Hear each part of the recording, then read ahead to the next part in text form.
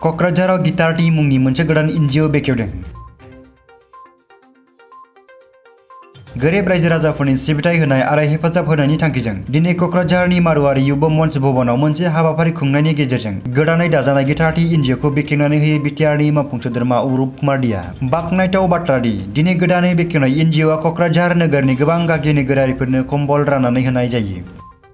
हाबाफारियाव बाहागो लानानै मावफुं सोद्रोमा अरुप कुमार दिया समाजनि आरो दुखुथिया रायजो राजाफोरनि थाखाय खामानि मावनो ओंखारनाय हिसाबै गिटारटी एनजिअखौ बिटिआर सरकारनिफ्राय हेफाजाब होलांनो नाजागोन होननानै खोथा होयो।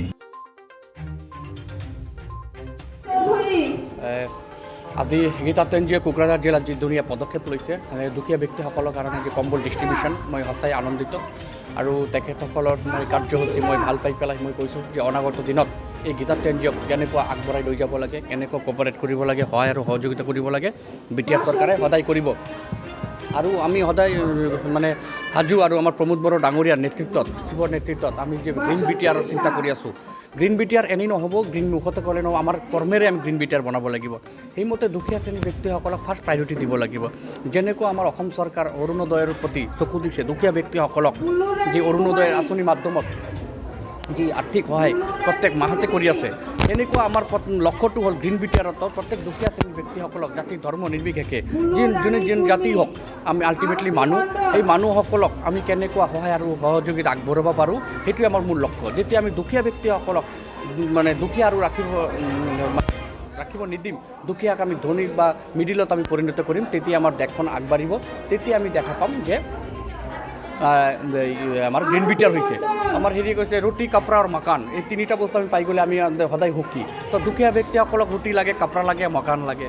তো সেইমতে যে দুখীয়া ব্যক্তিৰ কোনোবা ৰুটি আছে তো মকান নাই, কোনোবাৰ মকান আছে তো কাপড়া নাই। তো সেইমতে প্ৰত্যেকটা বস্তুক আমাৰ মানে প্ৰভাইড কৰিব লাগিব, দিব লাগিব। আজি গীটাৰটি এনজিঅ'ই ন' ডাউট তেখেতসকলক দিছে, কিন্তু মই EM হিচাপে তেখেতসকলৰ লগত সদায় আছোঁ। তেখেতসকলক ময়ো কিছুমান অলপ মানে হেৰি কৰিছোঁ। তো মই অহা দিনত আৰু কৰিম, কৰি পেলাই এই দুখীয়া ব্যক্তিসকলক যেতিয়া আমি আগবঢ়াই লৈ যাম। আজি এই যে তেখেতসকল আহিছে ইমান ধুনীয়া অনুভূতি কৰি আছে যে ঠাণ্ডা বতৰৰ দিন আমি কম্বল পাইছোঁ। গভৰ্ণমেণ্টৰ ফালৰ পৰাতো কম্বল দিয়া হৈয়ে আছে, এইটো ছাফিচিয়েণ্ট কম্বল দিয়া হৈ আছে। WPT হওক বা PNRD ফালৰ পৰাই হওক, ব্লক লেভেলৰ পৰা কম্বল ডিষ্ট্ৰিবিউশ্যন হৈ আছে, পাই আছে।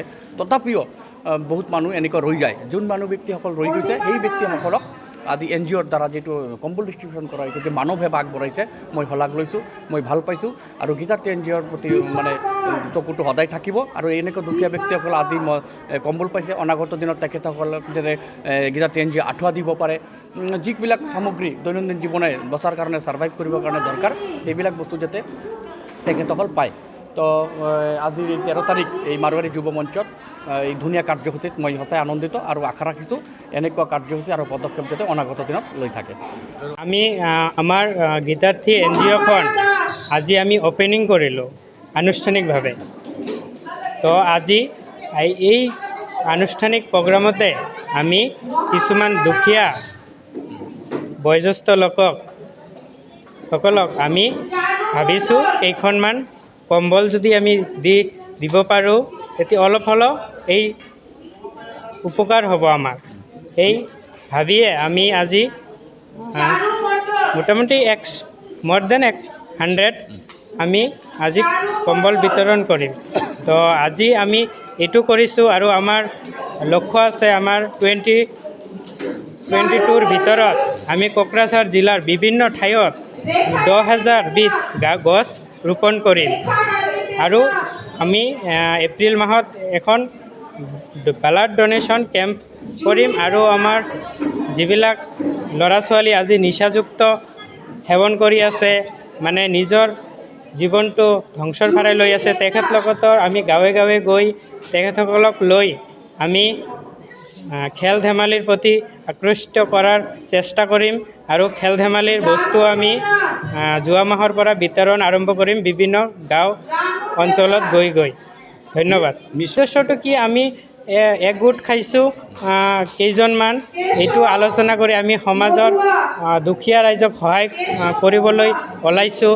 তো প্ৰথমে আমি গোট খাই ভাবিছোঁ আমি কেনেকৈ সমাজৰ দুখীয়া বা যিসকল নিচাযুক্তত আছে, মানে বেয়া লাইনত গৈ আছে তেওঁলোকক ভাল সহায় যদি কেনেকৈ আমি ভাল পথত আনিব পাৰোঁ আৰু সকলোকে দুখীয়া ৰাইজক আমি সহায় কৰিব পাৰোঁ সেই অৰ্থে আমি যোৱা জানুৱাৰীৰ 19 তাৰিখে আমি কেইজনমান বহি প্ৰথমে আলোচনা কৰিছোঁ পিছত ভাবিছোঁ এখন আমি NGO দ্বাৰাই আমি একগোট খাই আমি কোকৰাঝাৰ জিলাৰ ৰাইজক সহায় কৰিব পাৰিম বুলি ভাবি আমি NGO এখন খুলিলোঁ এতিয়া আমি লাহে লাহে ৰাইজৰ হৈ কাম কৰিবলৈ ওলাইছোঁ আজিৰ পৰা আমাৰ আৰম্ভ হৈছে ধন্যবাদ